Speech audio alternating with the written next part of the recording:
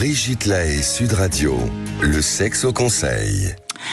Alors Bruno Clavier, on va parler de la bougie de massage. C'est un jouet, enfin c'est pas un jouet d'ailleurs, mais c'est un accessoire qu'on trouve dans les love shops que j'aime particulièrement parce que c'est vrai que ça n'a rien à voir évidemment avec une bougie, la bougie de massage, bien que c'est toujours très sympathique d'éclairer la chambre avec un éclairage de bougie, même si c'est pas comme ça qu'on s'éclaire aujourd'hui et heureusement.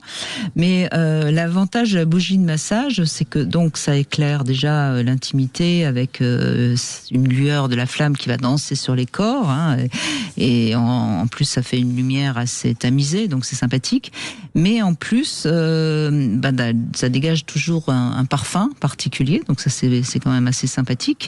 Et puis grâce à la texture particulière, on va pouvoir masser un petit peu le corps du partenaire. Alors ça existe depuis à peu près une quinzaine d'années, peut-être un peu plus, les bougies de massage.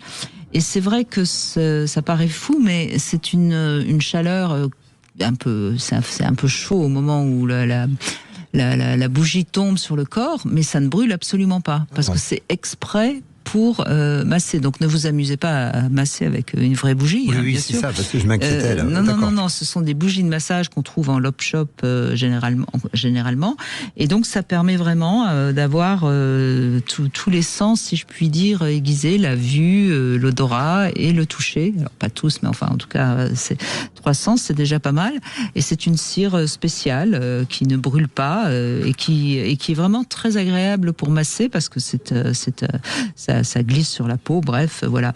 Et puis la sensation pour celui qui reçoit la cire est très agréable aussi, même si sur le moment ça fait un peu chaud évidemment.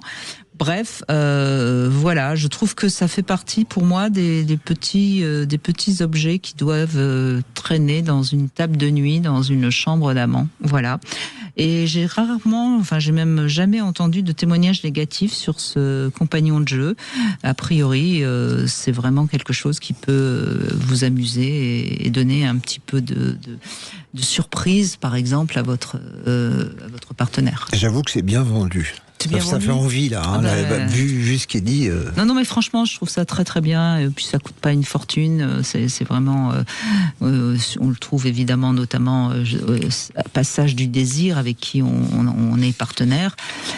Voilà. Alors le jouet du jour, c'est Lelo qui vous le propose. C'est pour les hommes. C'est un stimulateur masturbateur. Donc c'est une sorte de cône dans lequel on introduit le pénis. Et puis après.